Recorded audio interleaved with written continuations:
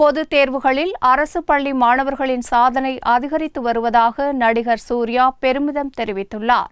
தமிழகத்தில் 10ஆம் வகுப்பு மற்றும் +2 தேர்வில் அதிக மதிப்பெண் பெற்ற ஏழை மாணவ மாணவியர்களுக்கு அகரம் அறக்கட்டளையின் கீழ் இயங்கும் ஸ்ரீ சிவக்குமார் கல்வி அறக்கட்டளை சார்பில் உதவித்தொகை வழங்கும் நிகழ்ச்சி ஞாயிறன்று சென்னையில் நடந்தது. இதில் நடிகர்கள் சூர்யா, கார்த்தி, சிவக்குமார் உள்ளிட்டோர் பங்கேற்றனர். அரசு பள்ளியில் படித்து +2 பொதுத் தேர்வில் முதலிடம் பெற்ற காஞ்சிபுரத்தைச் சேர்ந்த சரண்யா, சென்னை மாநகராட்சி பள்ளியில் படித்து +2 பொதுத் தேர்வில் சென்னையில் முதலிடம் பெற்ற மீனவரின் மகள் சொப்னா மற்றும் மாற்றுத்திறனாளிகளில் அதிக மதிப்பெண் பெற்றவர்கள் உள்ளிட்ட பலருக்கு நடிகர் சிவக்குமார், சூர்யா, கார்த்தி ஆகியோர் உதவித்தொகை மற்றும் சான்றிதழ்கள் வழங்கினர். நிகழ்ச்சியில் மாணவர்கள் மத்தியில் பேசிய நடிகர் சிவக்குமார், தாய்மொழி வாயிலாக கல்வி கற்பதே சுய சிந்தனையை வளர்க்கும் என்று கூறினார். இந்த உடம்பு தான் உங்களோட அடையாளம். உட்கார்ந்து யாரையும் சொல்கிறேன், இந்த முகம், இந்த கண்காது, இந்த மூக்கு, இந்த உடம்பு தான் உங்கள் அடையாளம். இதை வைத்துத்தான் எதை வேண்டுமானாலும் செய்யணும். இந்த உடம்பு தான், இதை அல்லாமல் நீ எதுவுமே செய்ய முடியாது. 4:30 மணி 5 மணி வாக்கில் கிராமப்புறத்து குழந்தைங்க இருக்கிறீங்க, சிட்டியில் இருக்கிறீங்க, யாராக இருந்தாலும் சுத்தமான காற்று காலையில் இருக்குது. எவன் ஒருவன் காலையிலே அதிகாலை சூரியனை பார்க்க வேண்டும் என்று ஆசைப்படுகின்றானோ, என் பேரம்பேதி உள்பட சொல்ல, காலை அதிகாலை சூரியனை பார்ப்பவனுக்கு 10 ஆண்டு போனஸ். இந்த காலையில் பார்க்குற 4:30 மணிக்கு அந்த பேக்கை போட்டு அந்த பசங்க போட பார்த்தா தண்ணி கூட குடிச்சுமான டவுட் ஆகுது. தண்ணி 8 மணி நேரம் தண்ணி, 8 தடவை தண்ணி விடுங்க, வேலைக்கு சாப்பிடுங்க. அம்மா மேலே கோவம், அப்பா மேலே யாரையும் கோவம் வந்து வீட்டை விட்டு வெளியே போகும்போது வெறும் வயிற்றோடு போகாதீர்கள். முந்தின நாள் பழைய சாதம் கை எடுத்து போடுங்க. இன்னைக்கு காலை நான் சாப்பிட்டு வந்தேன், ஒரு கை பழைய சாதம், ஒரு டம்ளர் மோர் போட்டு அடித்து கொஞ்சம் உப்பு போட்டு, எவ்வளோ கோவம் தான் சரி, ஒரு சின்ன வெங்காயம் 2. இதை விட எளிமை எப்படியே உடம்பு கிடைக்கும்? இதை விட எளிமை எப்படி சாப்பிட முடியும்? ஒரு கை சோறு, பழைய சோறு, ஒரு டம்ளர் பழைய மோர், புளிச்சு போனால் பரவாயில்ல, ஒரு 2 சின்ன வெங்காயம் போட்டு சாப்பிட்டிங்கன்னா உனக்கு அல்சர் வராது, பிரச்சனை வராது. இதை நான் இன்னும் சாப்பிட்டு கொண்டிருக்கின்றேன். இந்த 50 வருஷ வாழ்க்கையில் நான் வெறு வயிற்றோடு இந்த என் வீட்டை விட்டு போனே கிடையாது. அப்போ 4:30 மணிக்கு எழுந்து போனேன். என் சம்சாரம் பரிதாபத்துக்கு ஒரு பெண்மணி இல்லையா, 4:30 மணிக்கு டிஃபன் சாப்பிட்டு போவேன். அப்போ அந்த அம்மா எத்தனை மணிக்கு எழுந்திருக்கணும்? பேச முடியாது. கொத்தடிமைகளாகவே நம்ம பொம்பளைகள் வச்சுருக்கோம், கொத்தடிமையாகவே பெண்களை வச்சுருக்கோம் நம்ம. அப்படி போனால் நிற்க முடியுது.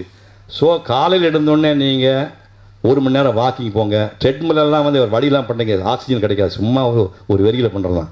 சுத்தமான காற்று வேணும். 8 டம்ளர் தண்ணி குடிங்க, வேலைக்கு சாப்பிடுங்கள், 8 மணி நேரம் தூங்குங்கள்.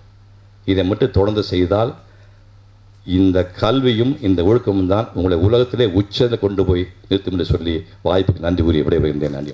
அவரை தொடர்ந்து பேசிய நடிகர் சூர்யா, தமிழகத்தின் பொதுத் தேர்வுகளில் தனியார் பள்ளிகளை விட அரசு பள்ளி மாணவர்களின் சாதனை ஆண்டுதோறும் அதிகரித்து வருவதாக கூறினார்.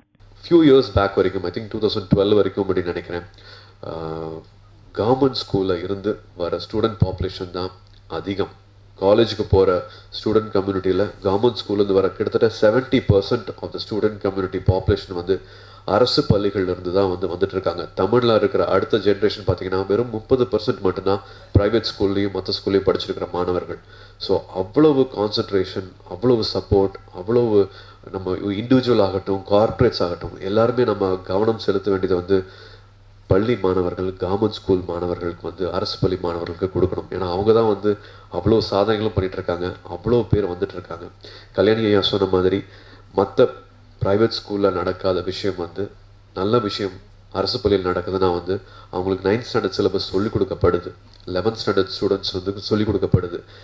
அகரம் ஃபவுண்டேஷன்லேருந்து சேர்கிற மாணவர்கள் 250 இன்ஸ்டிடியூஷன்ஸ் கிட்டத்தட்ட தமிழ்நாடு ஃபுல்லாக படிச்சுட்ருக்காங்க. அந்த 250 இன்ஸ்டிடியூஷன்ஸ்லேயும் எல்லாருமே, அந்த ஹெச்ஓடிஸ் எல்லாருமே சொல்கிறது, அகரம் ஸ்டூடெண்ட் மாணவர்கள் எல்லாருமே வந்து அரசு பள்ளி மாணவர்கள், முதல் தலைமுறை மாணவர்கள், முக்கால்வாசி பேர். அவங்களோட டெக்னிக்ஸ், அவங்களோட ஃபண்டமெண்டல்ஸ் வந்து பிரமாதமாக இருக்குது. மற்ற ப்ரைவேட் இன்ஸ்டிடியூஷன்ஸ் வர மாணவர்களை விட அரசு பள்ளியிலேருந்து படித்து வர மாணவர்களோட பேசிக் ஃபண்டமெண்டல்ஸ் வந்து ரொம்ப நல்லா இருக்குது அப்படின்னு சொல்கிறாங்க. அது எல்லாமே அரசு பள்ளி ஆசிரியர்களுக்கு தான் போய் சேரும். அந்த பெருமை எல்லாமே நிச்சயமாக அரசு பள்ளி இருக்கிற ஆசிரியர்கள் தான் போய் சேரும். வருஷம் கண்டினியூஸாக போயிட்டு இருக்குன்னா அந்த மாணவர்களும் பெற்றோர்களும் ஆசிரியர்களுக்கு தான் ரொம்ப நன்றி சொல்லணும். அவங்க எல்லாருமே தகுதியான மாணவர்களை தேர்ந்தெடுத்து இங்கே கூட்டிகிட்டு வந்து விட்டாங்க. 25 இயர்ஸ் தாண்டும் போது அண்ணா வந்து அகரம் ஸ்டார்ட் பண்ணிட்டாங்க. ஸோ இதுக்கு மேலே வந்து நம்ம டேக் ஓவர் பண்ணிக்கணும், நம்ம கற்றுக்கணும் அப்படிங்கிற முறையில் அகரம் அதை டேக் ஓவர் பண்ணி 22,250 ரூபாயாக இருந்தது வந்து 25 இயர்ஸ்க்கு அப்புறமா 50,000 ரூபா வரைக்கும் பரிசு தொகையாக வழங்கப்பட்டுச்சு. இப்போது கிட்டத்தட்ட 5 லட்ச ரூபாயை வழங்கப்படுது. அது வெறும் மாணவர்களுக்கு மட்டும் இல்லாமல், மாணவர்களோட படிப்புக்கு மட்டும் இல்லாமல் மற்ற இப்போ நம்ம முகாமில் இருக்கிற குழந்தைகளாகட்டும், இப்போ கல்யாணி ஆகியாவுடைய பள்ளிக்காகட்டும், அப்படி வந்து படிப்பு சம்மந்தமான எவ்வளோ பேருக்கு தேர்ந்தெடுத்து ஒவ்வொன்றா பண்ண முடியும் அப்படின்னு இப்போ பண்ணிக்கிட்டு இருக்கோம். இதில் ஒவ்வொரு வாட்டியும் எங்களுக்கு நெகிழ்ச்சியாக இருக்கிற விஷயம் வந்து எவ்வளோ கஷ்டத்தை தாண்டி பசங்க படிக்கிறாங்க அப்படிங்கிறது. நார்த் இந்தியாலாம் போனால் படிப்புக்கு இவ்வளோ முக்கியத்துவம் இருக்கான்னு எனக்கு தெரியல.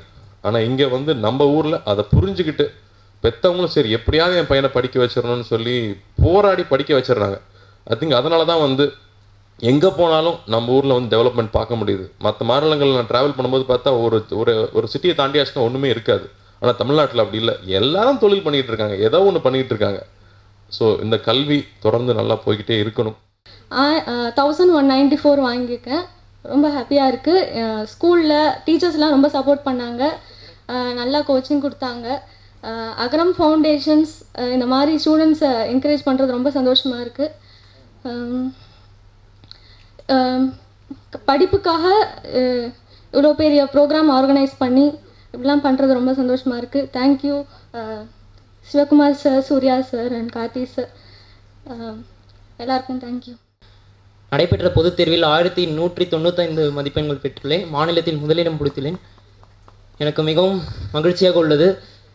திரைத்துறையில் சாதிப்பது மட்டுமல்லாமல் இது போன்ற கல்வி சார்ந்த உதவிகளையும் புரிவதற்கு சிவகுமார் ஐயா அவர்களுக்கும் சூர்யா அண்ணா, கார்த்தி அண்ணா அனைவருக்கும் எனது நன்றியை தெரிவித்துக் கொள்கிறேன். 1179 அவுட் ஆஃப் 1200 எடுத்திருக்கேன். கவர்மெண்ட் ஸ்கூலில் தமிழ்நாட்டில் ஃபஸ்ட் இடம் படிச்சிருக்கேன். ரொம்ப சந்தோஷமாக இருக்குது.